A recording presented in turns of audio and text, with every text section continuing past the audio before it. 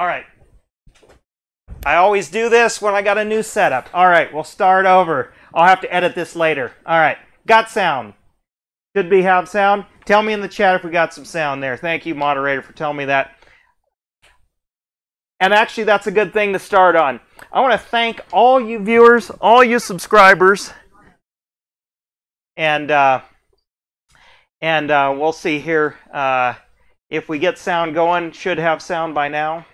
I know there's about a 10-second delay in the chat here. I always have something. If you've been with me before, you know this is happening.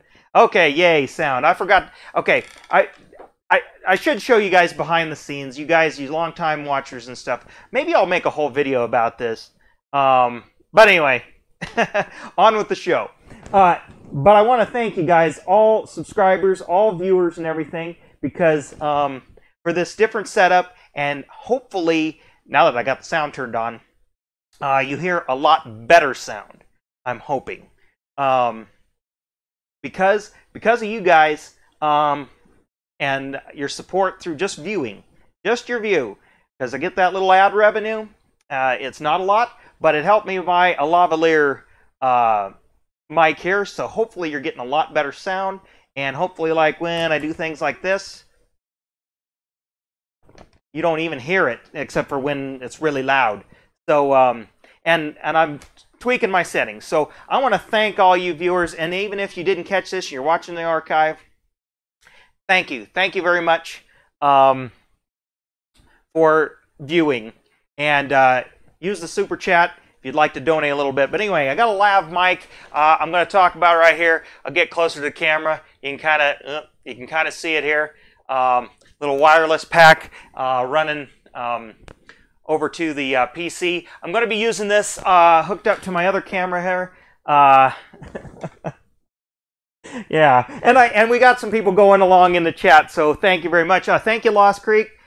I'm glad you're in here because I know you got a lot to say about what we're going to talk about here. Heath, thank you for joining. You're a longtime subscriber. We chat off or on other platforms too about things, and you're going to have some insight here.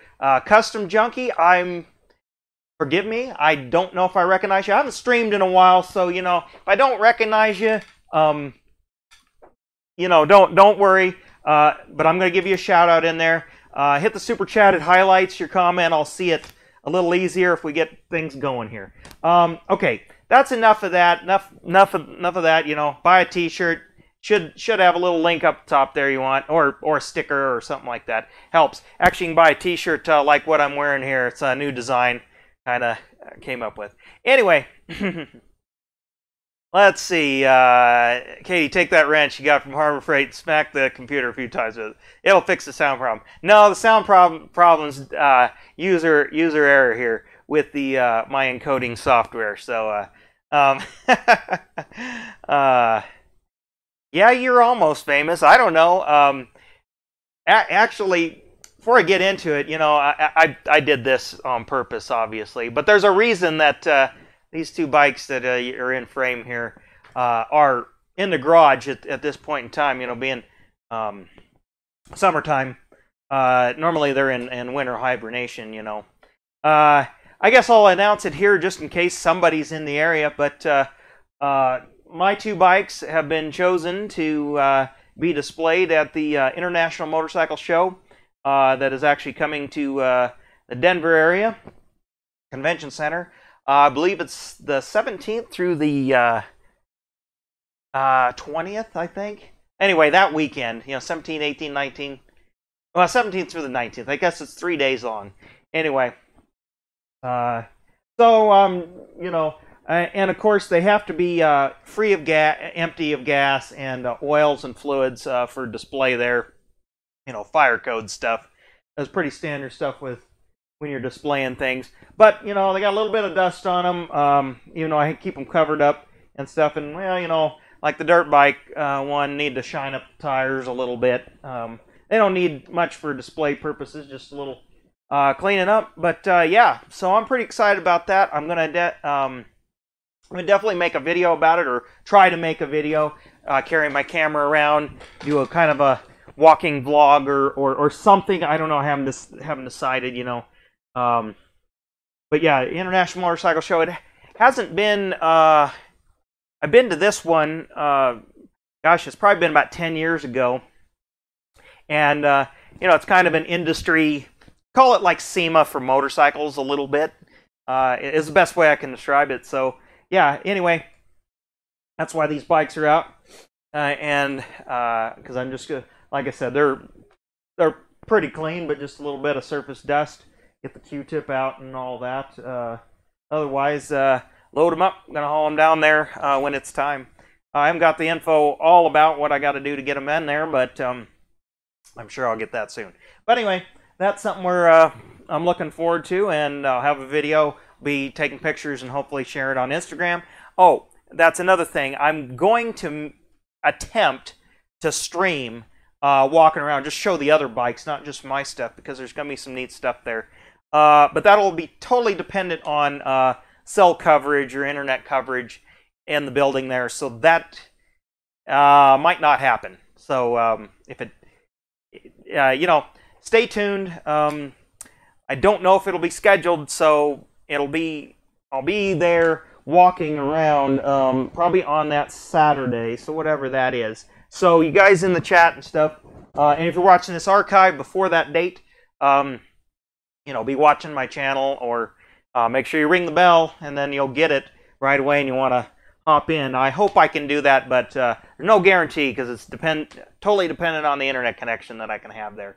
So that's pretty cool. I'm pretty excited. Been a long time since I've taken anything to any kind of show like that big. You know, car shows and stuff. Used to do that back when I was really young and stuff. But anyway, yeah, it's Tool Talk. Let's get right down to it. And yeah, I mean, I teased with the thumbnail Harbor Freight, you know, but let's not get right there. The topic I wanted to talk about was really, when I say cheap tools, is kind of more the discussion about when should you buy a cheap tool. And I'll start prefacing this with, you know, a lot of us that watch, that are my viewers and stuff, yeah, you might be kind of handy, but I know I have a lot of new viewers and stuff and that's why I make some of the how-to videos, you know, may not be as experienced as some of it, and I'm by no means an expert. As a matter of fact, see the car behind me, it's got the hood up, you know, doing CV joints, suspension stuff all around, just putting all new in there because it's old, rubbers are worn out, all that kind of stuff. Anyway, and I have the tools, but I was missing a tool that I needed to complete the task. And it's a tool that is only going to get used, not just on this car, but, you know, only when this kind of job comes up. That's a perfect example, I think, of when you're just an avid DIYer, going with the inexpensive or, you know, part store brand tool. Harbor Freight, in this case, the tool I'm getting, Harbor Freight doesn't sell, but you know, it's Chinese, Taiwanese, you know, foreign, whatnot. But in this case, it's like, you know, I'll put it away with all my other specialty tools, and we'll get some of that stuff because I'm going to have other.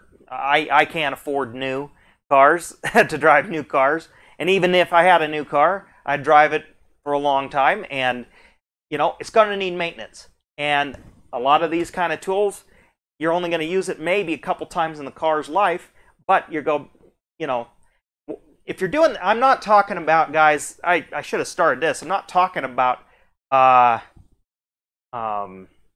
not talking about guys who run shops, or if that's your trade. And I'm not just talking about mechanicking here. I'm talking about if you're a woodworker, tradesman, or something of that nature.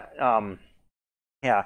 And in the chat, and I knew somebody would say that when you buy a cheap tool, when you only use it once or twice. Yes, but not always. Actually, I'll kind of do the unpopular opinion, because as do I imagine a lot of people that, like me, uh, and whatnot have a lot of Harbor Freight or the I'm not going to use the word tool truck because that has a connotation with like the Snap-on Matco. Of course, do those even happen anymore? Like Homier and Cummins tools, the semi-truck tool shows, I guess, tool shows. That's what I'm trying to get at. You know, they were big in the, I remember, you know, in the 90s, long before the internet, before Harbor Freight had expanded with its physical stores, because it was always mail order. But anyway, but those kind of tools, I have a lot of those kind. And then I have my name brand. I have some name brand stuff where it warrants it. And my opinion is cheap tools, inexpensive tools, are great to get you started. That shouldn't. I love it that today there is such a low barrier of entry, and I'm talking about making all kinds of tools. I'm talking even welders to bandsaws to even milling, even mills and lathes and stuff. Even, you know, the cost, the barrier to entry is gotten so low. It's just like this video production stuff too. I mean, I'm getting a little sideways here with my conversation, but decent tools are readily accessible for those who want to attempt it, and that's what I like.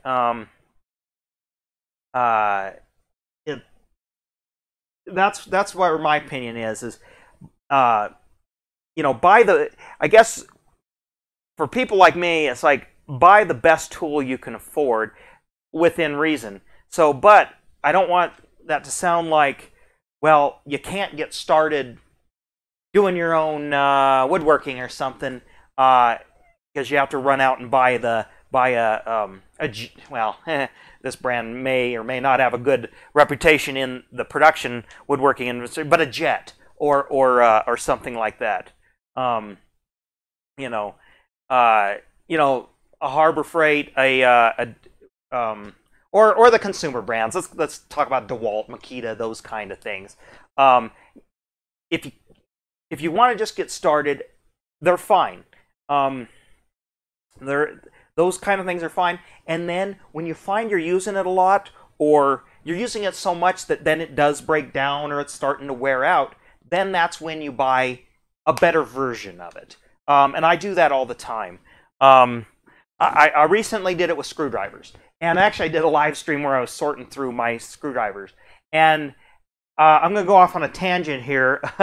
And look, it's good to keep dirt cheap screwdrivers, but I'm talking about the good ones you want to be in good shape.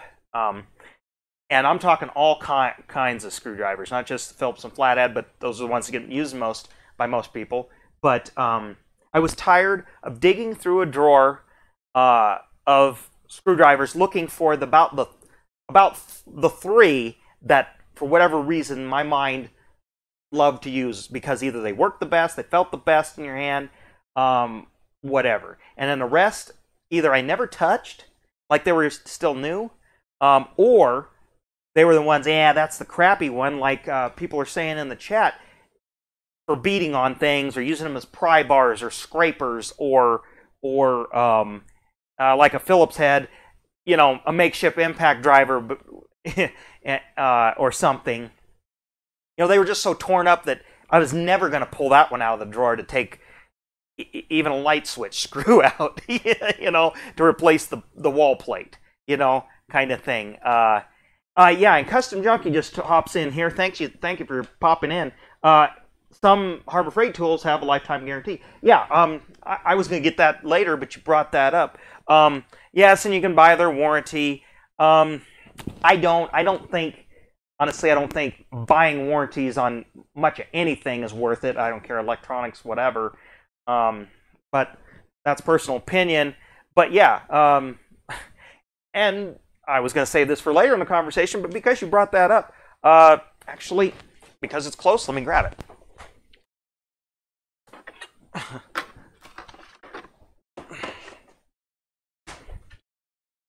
Got a ball joint tool or tie rod end, puller, whatever. puller. You can use it for both. This is a Harbor Freight one. It's been used several times, but again, not a shop, but I've used it a lot. However, the first one I bought at Harbor Freight was a real stuck ball joint, and I think even a whatever you want to consider quality, but a better than Harbor Freight version of this, I think would have broke too. But it broke. The casting broke. And could it have been a faulty casting? Yes, but I was horsing on it with a half-inch drive breaker bar, which these really aren't made for that, so it was stuck. So might have not been the tool's fault, but let's pretend it was. Took it back to Harbor Freight. This one, they gave it to me. No questions asked. This ain't sponsored, and I'm not necessarily a Harbor Freight fanboy, but they have their place, and like I said, they're again, someone who has never done a job where you need this tool, and they're probably never going to do it again, or or they're going to do it every couple of years maybe. This tool is fine. For that. Now, if you're making your living, I mean, yeah, maybe you have this as your spare for when you're. I don't even know what a good brand of this would be, but you know, I'm sure Snap-on, Matco, Craftsman, whatever, make their version of this. Probably made in the same factory, just built to their specs, so that's where you get maybe the better tool, maybe. But I don't know. With pullers and stuff, I don't know. I don't know if always paying more always gets you more with this kind of stuff. I mean, sometimes it does when the design is different, but anyway, that could be debated. But, for the general DIY who it's like, hey, you know what? I want to try this. This tool is, I think, just fine. Oh yeah, coupons with Harbor Freight. Yeah, well, who doesn't, But also, there's a little bit of a rant. Gosh darn, people and their darn coupons are about as bad as old people at the grocery store with their checkbooks. When the dang thing won't scan, or they didn't read the fine print, and it's, oh my God, it's the end of the world because they're not going to save their 80 cents, or their $1.20. I mean, I know every dollar, a dollar saves, dollar earned kind of thing, but my gosh, if you're already shopping at Harbor Freight, you shouldn't be worrying about the dollar. So now on a bigger purchase, okay, but something like this, your savings is going to be less than $1. But yes, I hoard them. But like I said, I only shop there when I need again a something tool like this. However, let's talk about their electric tools and things, and let's get away from mechanics tools specifically. But is their electric tools. Now there's where overall I would kind of avoid their stuff. Although it sure seems like they are getting in what appear to be a little bit higher, maybe higher build quality stuff. Who knows about the longevity, but with their more, I guess, premium brands, that they're kind of come out with, which is it's a lot of marketing, but it's funny. I've had probably like most people, I've had very mixed experiences with their electric tools. For example, I had a cordless drill as a spare because I prefer DeWalt when it comes to a keyless chuck 3/8 variable speed drill. Okay, but we have on the farm. I bought one for myself, and it's been through hell and back and still goes, and always sold on. I'm sure the other brands are just as good. Just what I chose. I chose one just to have as a second one, so like my moderator there, if we're drilling a bunch of holes or putting a bunch of deck screws in or something, I know you should use an impact, but I only have one of those. But anyway, that thing, the chuck spun, it wasn't junk. It got through a job and then threw it away. It started smoking and threw it away. However, I had two angle grinders. One was a Skill brand, and then I had a Harbor Freight. And these are ones I bought back in the early 2000s. And here's the thing. I just must have got lucky, or I don't know. Because well, it wasn't Harbor Freight, but it was a tool store brand. You got it as a gift. Angle grinder. Didn't last 5 minutes. My Harbor Freight one, I've drug it through the dirt. I've dropped it from a second-story house. I've used it to cut a 2x4 in a pinch. All right, stuff like that. Okay, not what it's designed for. My Skill one, the right angle gearbox in it shelled out without much use. I mean, I had it for a few years, but that Harbor Freight I still have, that's going on probably close to 15 years. Is still going strong, and it's gotten hot, and I've not put anything in there. I don't know. I don't know. Again, I would not buy too many electric tools from Harbor Freight, and I probably wouldn't buy another electric grinder, honestly, even though I've had excellent performance out of this thing. But I'll throw it away when it, I'm not going to replace it with a Harbor Freight. I'll replace it with something else, a regular brand, probably something like a DeWalt or Makita or something like that. But I don't know. That's the darndest thing. Same with a circular saw. Same deal. The only thing is it's just a stamped steel, a table or plate or whatever that part is called. Can't think right now. Is bent, but that's mostly from me dropping it, okay? But it still works, and I use it, always just use that for cutting junk wood. I ran through nails and stuff like that, but it still goes, and that I bought it around the same time as that angle grinder, so I don't know. But again, I want to buy a more higher quality because I want more features.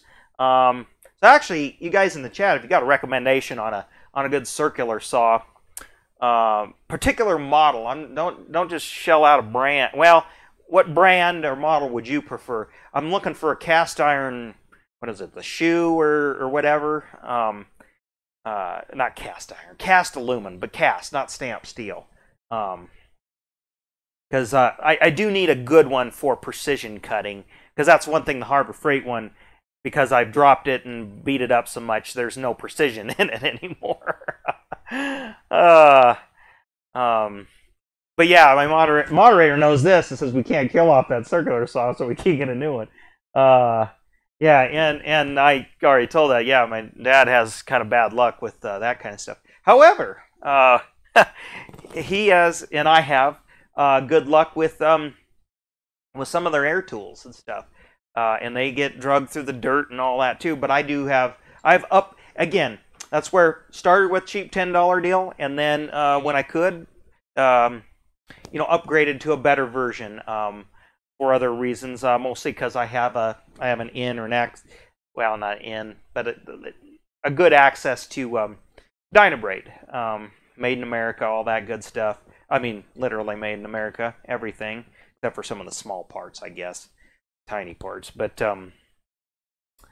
they have higher horsepower motors. But anyway, that I didn't buy those until the Harbor Freights went out on me. So oh, hey, Furworks, thanks for joining in. And you got one of those Harbor Freight OBD scanners. That's another thing. Those things, I think, again, as long as you're not a shop, where you're making your living with it, I think any of those brands are probably decent. I mean, it's not, as long as the circuitry in them isn't busted out of the box, there's no reason none of those will even work, shouldn't work, because it's all standard. The software stuff is all standardized. So, but anyway, I'd say a lot of those would probably be good. I have and it's not easy access. I get it down, but I have actually an old Snap-on, oh whatever, but it takes the cartridges. I mean, I should get that, honestly, standalone. Well, yes, I do. No, I take that back. I do have a standalone scanner. But you know what I do is I use a what is it called? An EL357. Anyway, it's a interface to Bluetooth to, and then I use the Torque app, and same difference, you know, for at least reading codes and seeing some diagnostic stuff. And I paid for the $5 to get the full version of that app. Great, I recommend it. Not sponsored. But yeah. Anyway, and that's the thing. My Snap-on one, you know, is where you can sit there and flip things on and off from there. But yeah, it's a lot of overkill for most stuff that I'm ever going to have to do. But anyway, I mean, going back to Air Tools and stuff, I think most of their stuff is pretty decent. Again, if you were in a production setting, grinding or like or orbitals and stuff, sanding and stuff, you wanna pay some money for good stuff of that, but because that's your livelihood. But yeah, for the home hobbyists and stuff, I think most of that's I think most of that is quite good, honestly. For the price you pay, it's good, and you know, you can buy a lot of those. My dad says this: you can buy a lot of those $10. Well, they've probably gone up a little bit. Die grinders for the price of the name brands, and now he's right for that stuff. But I guess I have a unique in my other life. I have a unique insight into Air Tools and production setting, or Air Tools used in production settings, and you know, you wouldn't want Harbor Freight in there, but or any of them for that matter. I mean, we're picking on Harbor Freight because it's easy, but you know, any of them that you find on Amazon, whatever, you're gonna want something, you know, Ingersoll Rand. But like I said, I'm a Dynabraid user. Because they have some unique Air Tools and things, use specialized stuff, and that's what's it kind of brings up getting into specialty tools for the maker, DIYer, whatnot. Specialty tools, if the Chinese make it. Again, you know, I got this motorcycle here, and I should have brought them all out. I mean, I could grab a couple of them. Why don't I do that since it's not that hard here? Let's see here. Well, there's a couple that I haven't even opened, but different pullers and things for. Well, I guess this is just a spare. Well, that's right. This one's a spare because my other one's all worn out. But let's see. This one's a oh yeah, spanner for little Honda engines and stuff. You know, these are Motion Pros and stuff. I have a lot of Motion Pro tools. You know, spanners for adjusting shocks, different types. I'm not going to get any more out, but all kinds of pullers and spanners and things. Specialty tools for seal drivers and stuff for rebuilding forks and all that. But to that point, with like motorcycle tools, I have found actually, you know, Motion Pro is kind of the standard, but I have found that their quality, well, is not what it used to be. Although it's not bad by any means. It's just I think it's all like the same as there's a company out there, Pit Posse is a brand that makes a lot of these specialty tools. Rocky Mountain ATV has their Tusk brand tools, and I found their stuff to be very good. And you know, it's all kind of in I put it in the realm of sort of Harbor Freight or auto parts store brand. You know, like what Vance sells, Autocraft or something like that. Kind of tools. Because for like flywheel pullers and again, certain suspension tools. You know, they're dirt cheap. Even I have a piston pin puller that is fits. It's pretty universal, as in it'll fit a lot of different styles and sizes of wrist pins for motorcycle engines. And I think that was, if I recall, it was under, maybe it might have been under $20. And it's, again, this Pit Posse brand. I think that's a stupid name, but I've used it a lot and don't have any complaints with it. It's made pretty well. Yeah, it's actually made very well. Threads are nice and machined very well, which is important in a puller.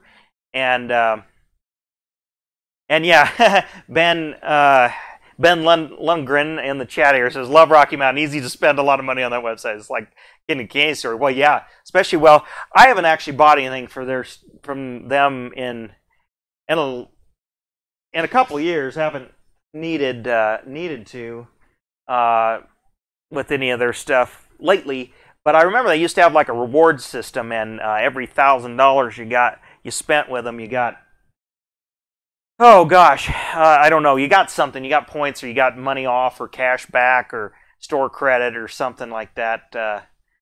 Anyway, yeah, so it was, especially back when I was racing, Rocky Mountain ATV was go-to for certain specialty lubricants and of course gear, but you know, parts, consumable stuff, chains, sprockets, brake pads, all that kind of fork seals, all that kind of stuff. The stuff, levers, you know, control levers and all that, grips and stuff.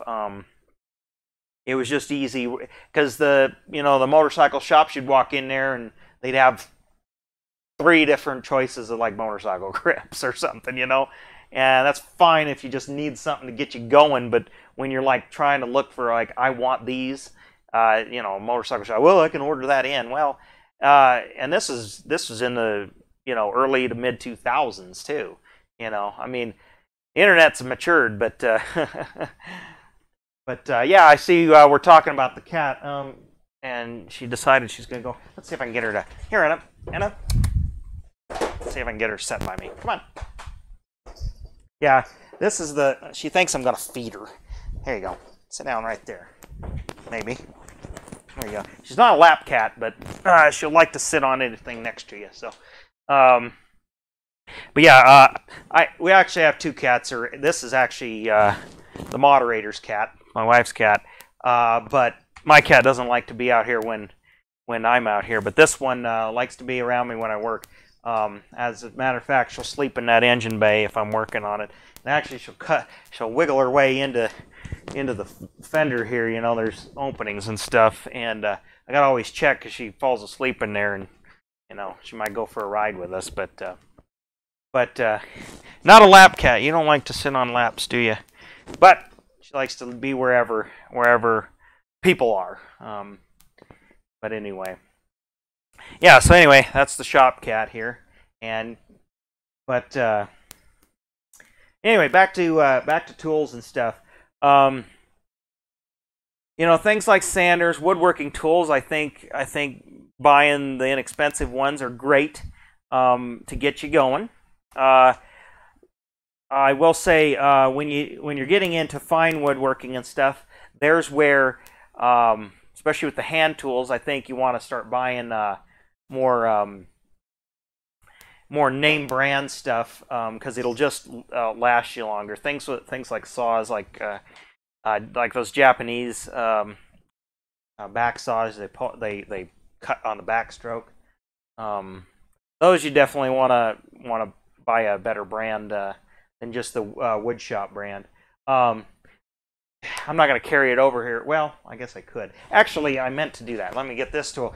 Funny thing about, you know, globalization and China tools is it's crazy. Let's see here. I should have thought. I have this here. It's a belt sander here. And this is the Powercraft, which I believe was either Montgomery Ward or maybe Kmart, but I think it was Montgomery Ward. Anyway, this is from the 70s. And what's funny is this is near identical. I mean, they put a different motor on it, but all the casting and everything, and even all the bolt placing and stuff, is identical to the one that Harbor Freight sells. And you know, so some factory has been making this tool for, you know, what is it, going on 45 to 50, almost 50 years? God, since we're 2020, you know.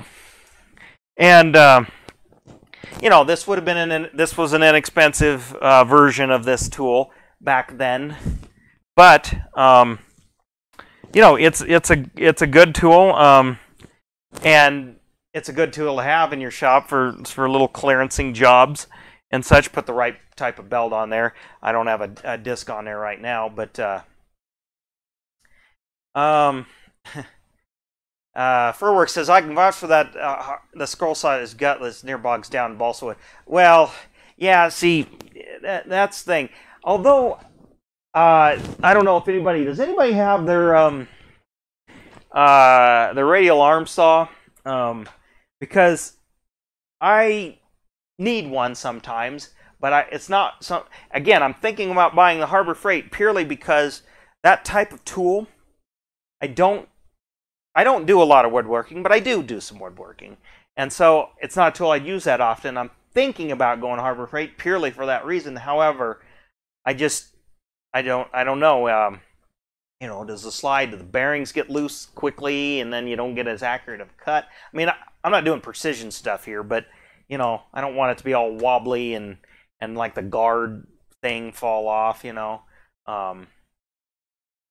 but I've been thinking about the Harbor Freight one, and most people review it pretty favorably. And honestly, I probably get along, but that's a perfect example of where I'd go Harbor Freight, and then if it craps out, I'd you know, buy a Delta or something. I have a Delta miter saw that I've had, what, 20 years now, maybe. And it still works fine. The guard recently broke, but that was partly because I got it over center in the little action the little arm that makes it go. The guard got over center, and I didn't know, and you know, it's just plastic and it broke. But otherwise, the motor and all that and works great. So anyway, again, it's a tool. I wouldn't use that often, but I would like to have one because there's times where I need more cut. You know, 2 by 12 or something. I can't cut it without getting out my circular saw. I can't cut a 2 by 12. You know, kind of thing. Bought a tool shop. Yeah, you know, tool shop, which is Menards for certain people that know what that is. And but yeah, and actually, speaking of tool shop, I love this little thing here.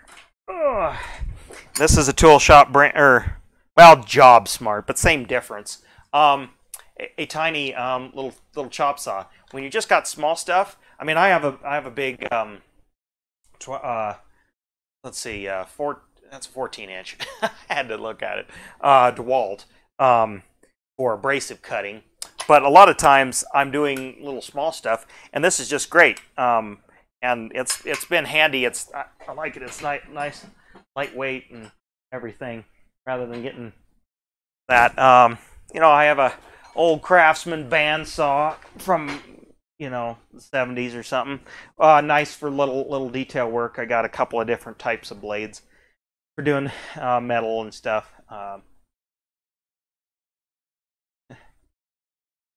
Let's see. Yeah. Katie likes Sandin. You never know to buy a name brand. I've got the super fancy Bosch 12-inch compound miter saw can make a straight cut, save life. Yeah, that's. I guess I was gonna get into that. Hold on here, I gotta put that on the shelf right. It's bothering me. Yeah, that's the thing is even the quote unquote name brand stuff isn't always the greatest either. I've generally though had good luck with any name brand things, but the one thing, and I can't avoid going into this topic is the tool truck brand fanboys. Whether it be the Snap-on, it be the Matco, and all that stuff. Now, granted, that's more in the mechanic world, but they make, generally those companies make great stuff. However, I'd say certain tools are overpriced for what they are. Honestly, these days, and of course, I can't believe I'm going to bring this up, but that's because I have a lot of Craftsman tools. Before they, I'm not going to say the word B and then hard, the brand, and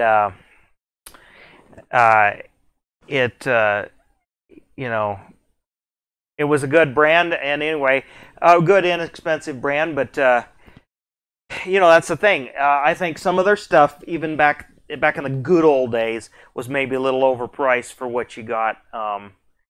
It seemed like certain brands, have their niche where they make a really good product, and they try to have a little bit of all the tools, and then their other stuff is just this is this is that and whatnot. But overall, when you're talking hand tools, I don't think there's a huge difference overall in a lot of general hand tools, quality-wise. Now, when you're talking the general purpose stuff,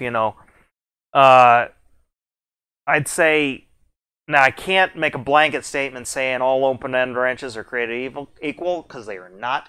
You buy those ones out of those kits at Walmart or even the auto parts stores, and then I was gonna say Kmart, but they're pretty much gone. Those kind of stores. The wrenches in there are literal garbage.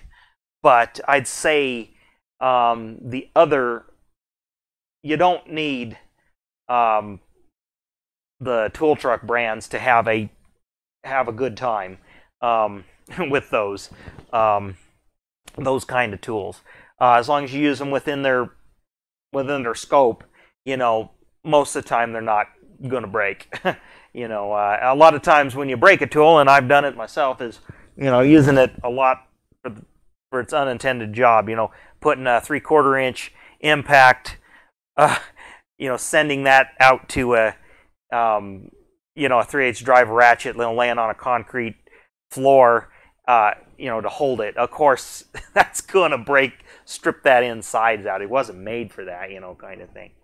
But the different brands, though, do have sometimes some features, and that's why, you can start with a Harbor Freight ratchet, let's just say, just the plain old one, not one of those floppy-headed things, that, say, doesn't have the button, to take the socket off. That might be the first thing that a new to DIY may not know that that's handy,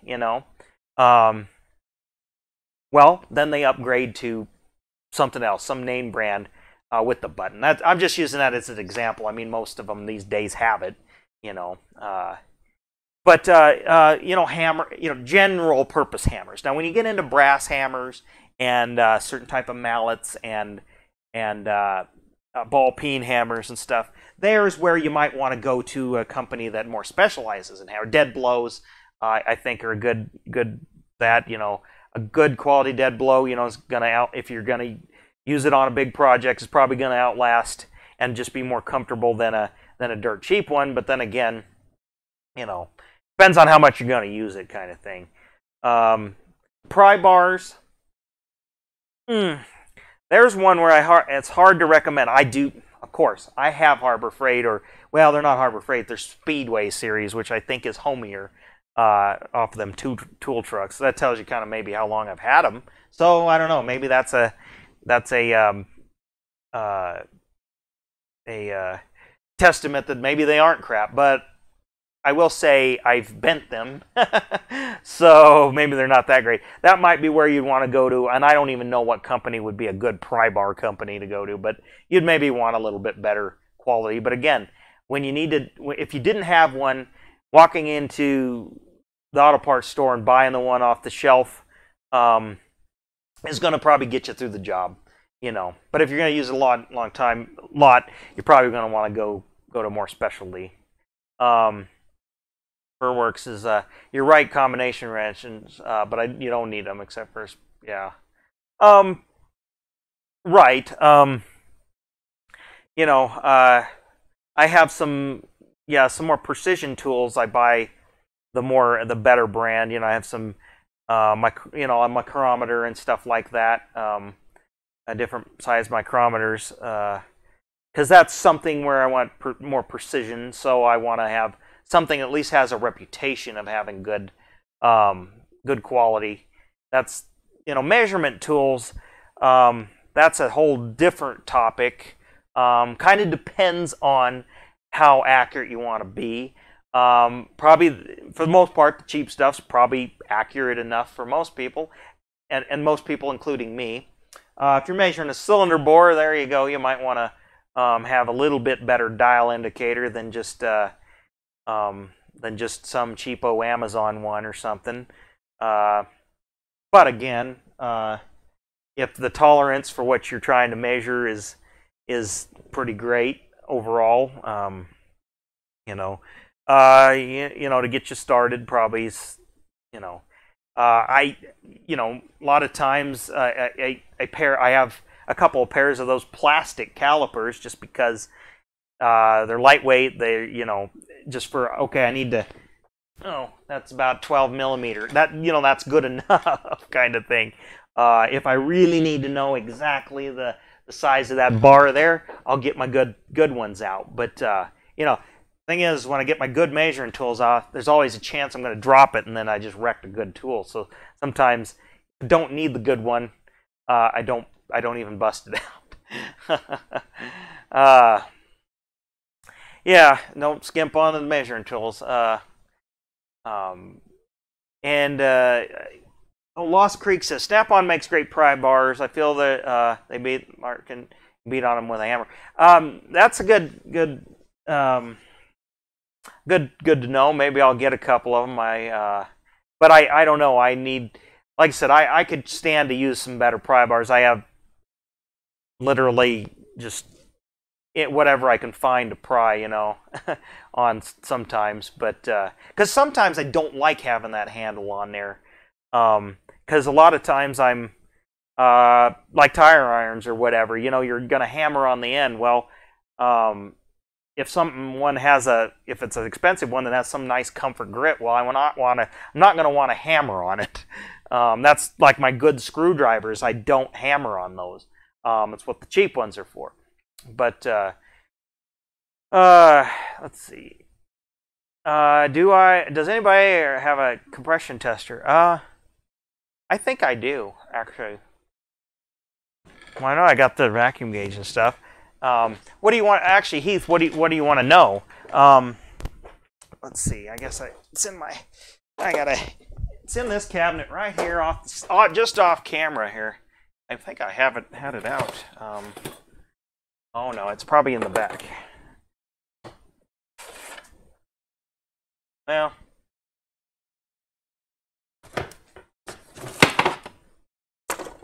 yeah, I do. It's not handy. No, this is my... Well, but I do have their vacuum gauge and, well, fuel pump tester, so you can.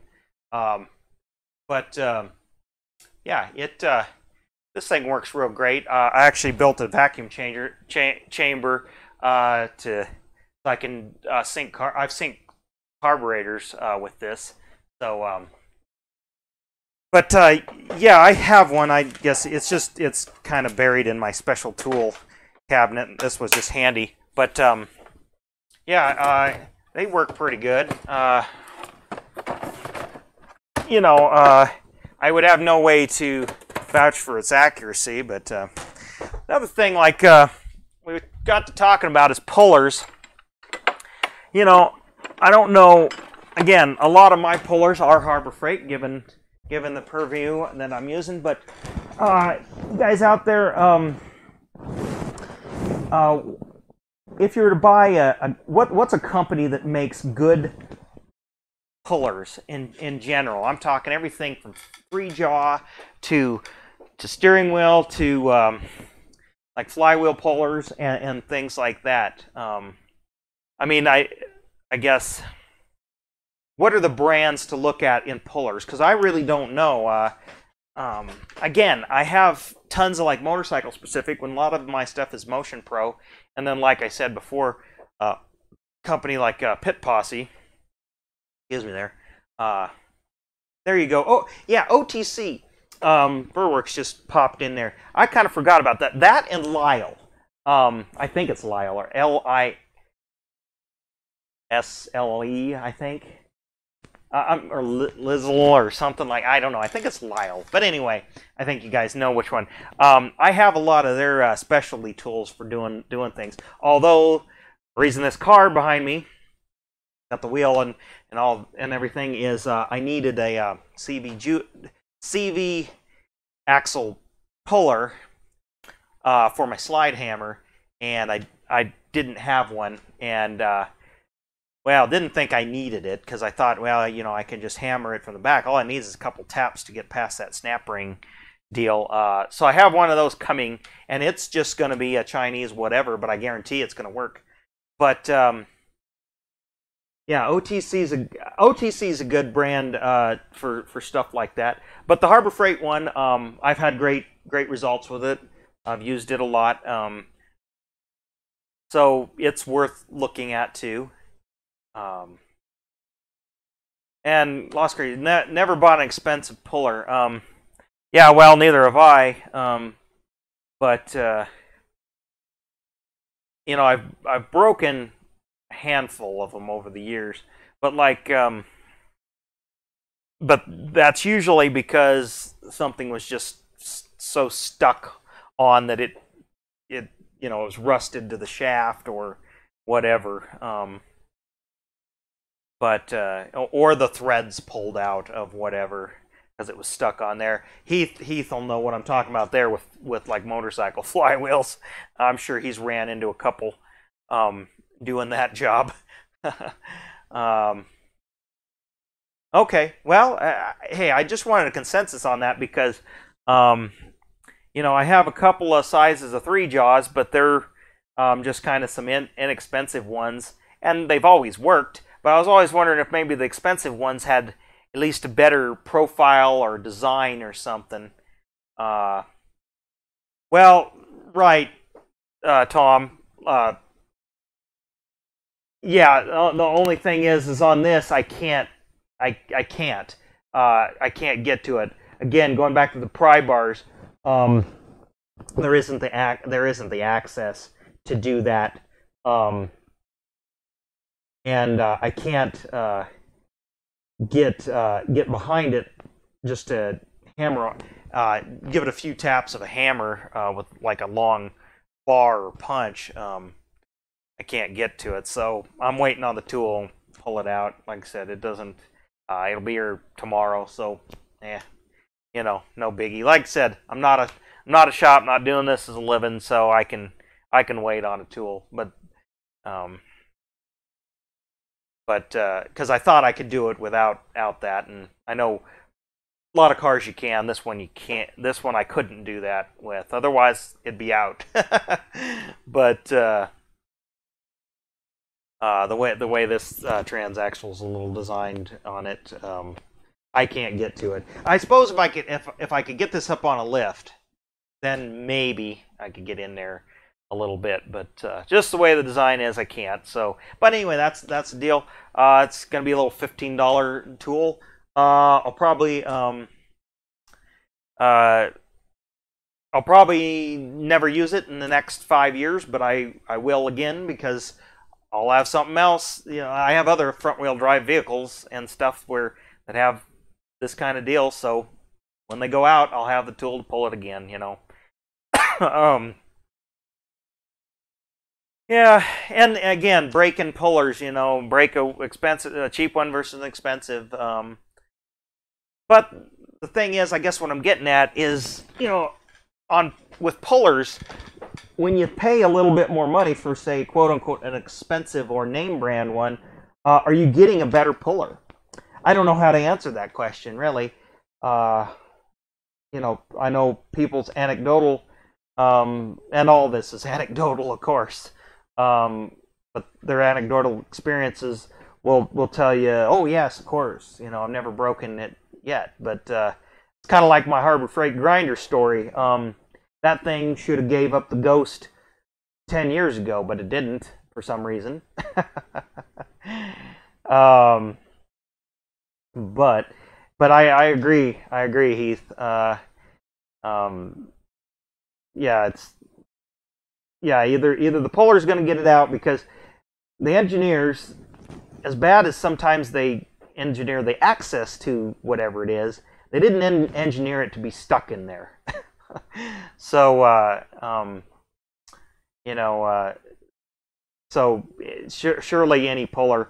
I mean, granted, you could get flaws in the casting, but I think even the worst tools should probably do the job there. Again, even those, go back to the open end wrenches that come out of those blow mold cases that you put in the trunk of your car. I've never broken one of those wrenches, but they sure feel terrible in your hand, and they're tiny and, you know, not much leverage. And granted, if it was something really stuck on there, they'd probably round the nut off.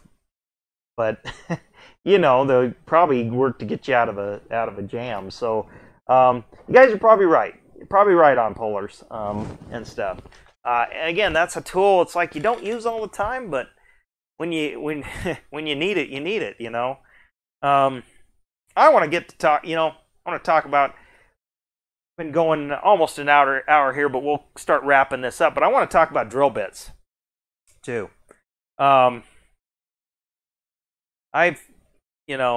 one where I have a good set, and then I have the junk set.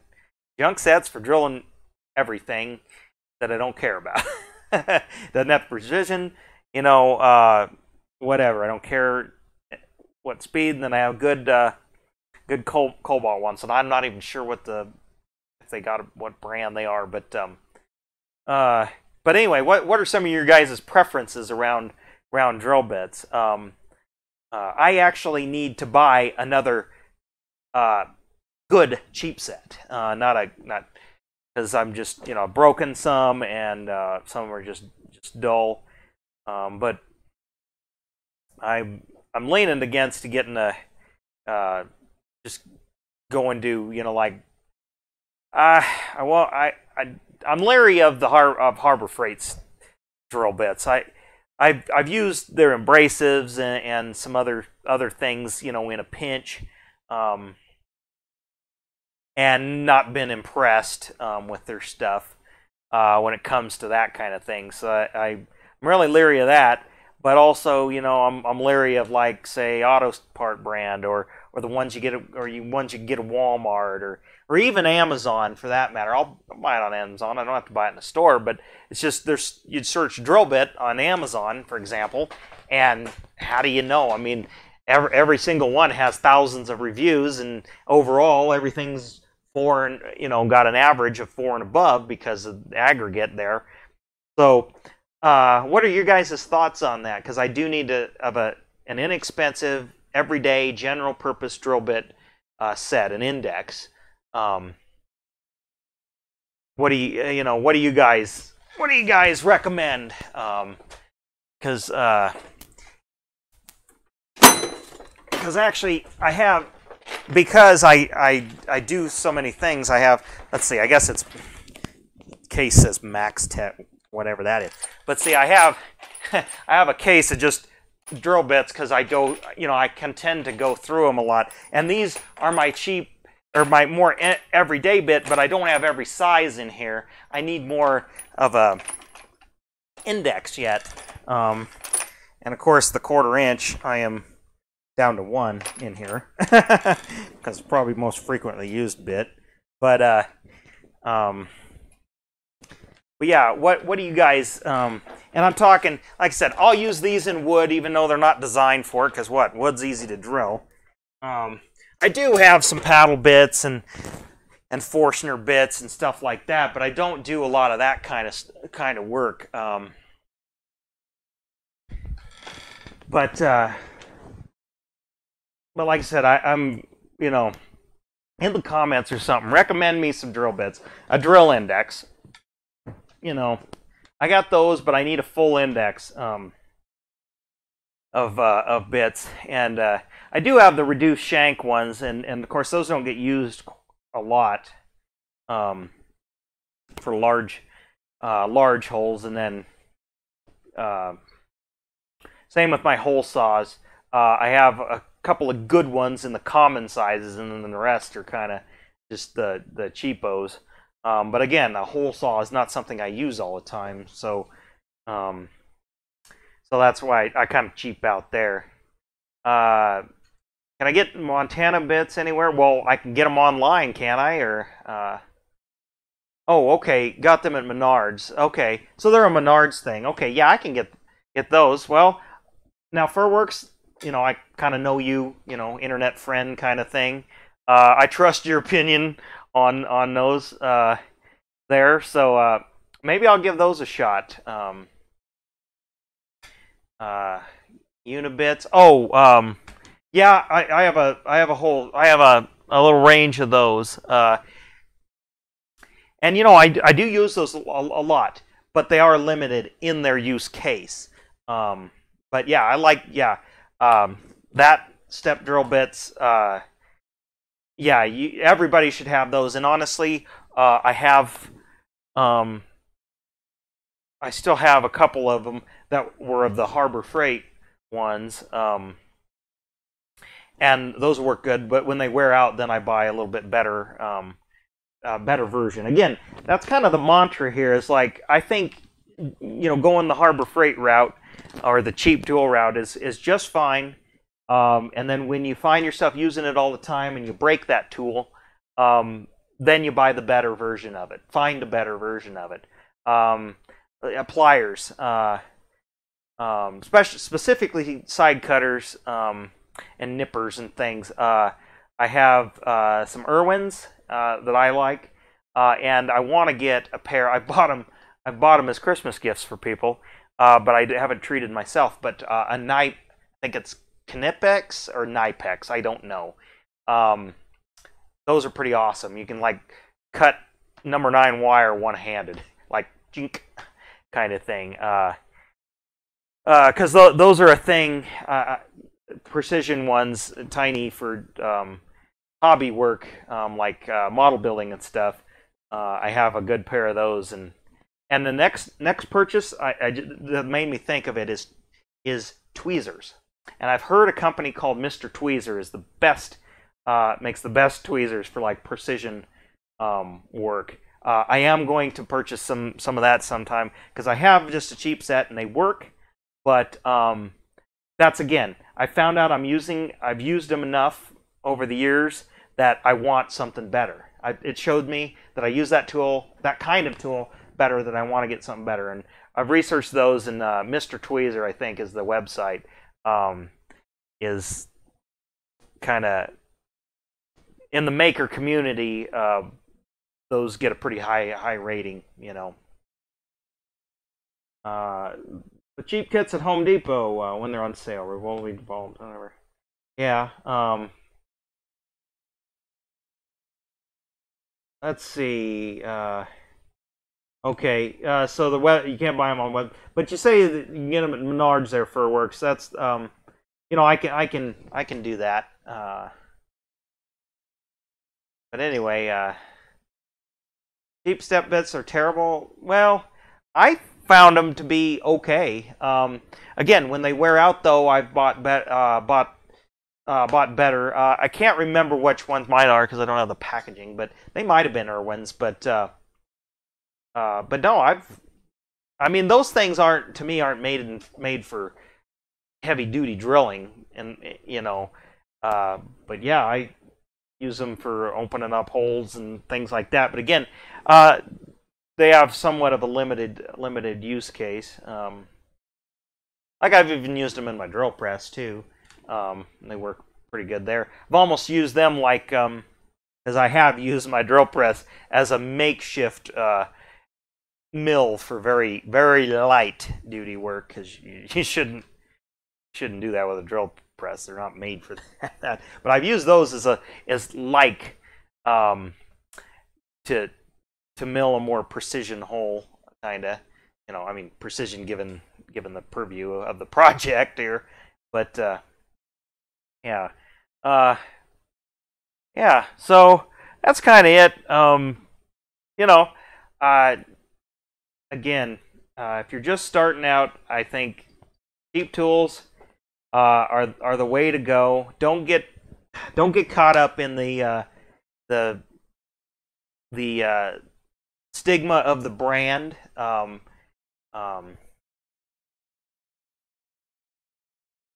Let's see. My Fancy Tweezers. No, I thought it was Mr. Tweezer. And the reason Furworks just gave me a comment here. Well, I think it's Mr. Tweezer. Maybe my memories. Adam Savage tested, recommended them, and he used them on a one-day build, and they definitely looked like a quality tweezer for precision work, and that's why I could be wrong on that. I'll have to go back and check, but maybe Google it for me real quick. I think it comes up I think it's Mr. Tweezer, but maybe I got it wrong. He says, still like my garage flooring. Yeah, because you can see it here. Oh yeah, love it. I have replaced one tile because I wasn't thinking and put a jack stand on it, and I don't have plates welded on the bottom, so it the angle iron. Tweezer Man, that's what it is for work. Sorry to get off topic here. Tweezer Man, that's what it is, not Mr. Tweezer. That is what it is. Tweezer Man, that's what it is. Anyway, Heath, back to the flooring, and anybody else watching and wondering. Yeah, I love it. I put one of my jack stands on there, and the car sitting on it, it made some marks in there, so I replaced one. It didn't cut it or anything. It just, you could tell something heavy with a real narrow point load. It's kind of like if you took a scratch awl or ice pick or something and went like that into the floor, it's gonna stick, kind of deal. But yeah, otherwise love it. Cleans up easy. It's scuffed in some places where dulled a little in places where, like around my angle grinder and stuff, where I haven't swept up and my feet have kind of ground the metal shavings into it. But because it's plastic, I could take a wheel to it and shine it up, kind of. But it's designed to be worked on. But I love how easy it is. Once a year, I take everything out of here and I actually wash it down and hose it. I can mop it to clean it up real easy, and and it's great. It doesn't buckle, hasn't buckled or done anything weird like that. Of course, I installed it properly, leaving gaps, because it does move. It does move, expand and stuff in the wintertime here, where it's cooler. And even though my garage is semi-climate controlled, I can tell, the gaps get bigger around the edges. So, what do I do when I get water and oil under it? Well, it flows out the end. Water evaporates eventually. I mean, oil, yeah, it's staining the carpet under there, or concrete. But this garage floor was pretty bad looking. Somebody with oil stains and stuff. So and it had adhesive and paint and yeah, you know, it's not, you know, the joints aren't watertight, but you know, it's just under there. And people's like, well, wouldn't it smell and all that?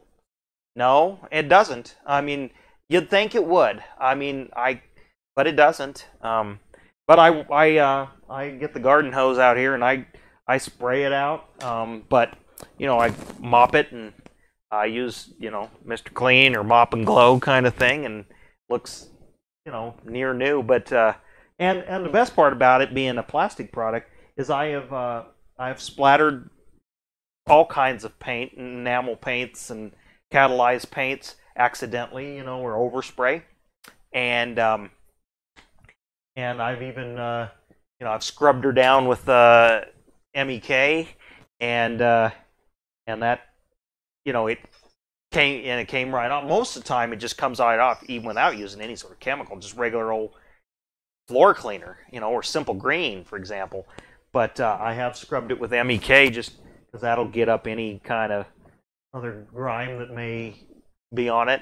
So yeah, because paint, you know, I mean, will adhere to it, but it doesn't stick that well to it, because paint doesn't generally stick to plastic very good. So yeah, I love it. This is, oh, I got a review on it. This is the, I can't remember the name, but I got an initial video installing it, and then I got a year-long video, and I need to do now. I've had this floor for 6 years, 7 years. Okay, I should do another review on it. Like I said, other than it's scuffed where the high traffic is when I hadn't swept it and whatever. You know, of course, I don't weld or do or grind where the sparks are just directly on it, because that will melt it. I mean, it is plastic, so. But I have heavy things that are setting on it, and it doesn't, like I said, it doesn't buckle or mark or anything, other than, like I said, the jack stand kind of issue.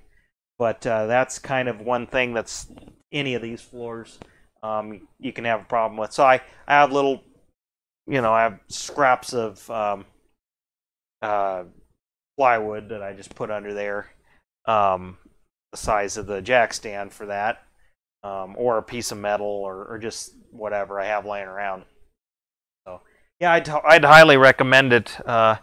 And it was, this particular floor was relatively inexpensive for this type of floor. And you know, because I was going to try to go the epoxy route, but I would have had to ground this. Yeah, we had birthday parties out here, and yeah, you can scrub it and get it pretty much clean. You can dang near eat off it, you know. So, and yeah, so I love it.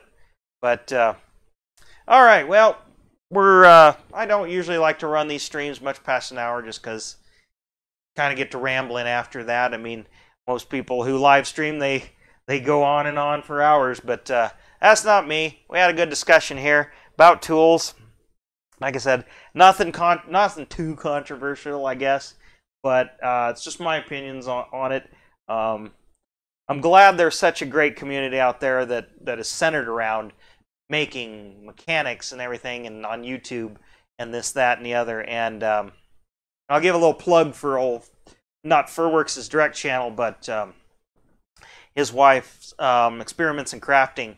I'm sure a similar type video to this could be made, because there's different levels of those kind of tools and things that could be talked about as well. So maybe there's, wink wink, there's a little topic there for Maggie. So anyway, thanks for watching. Like this video, share it around.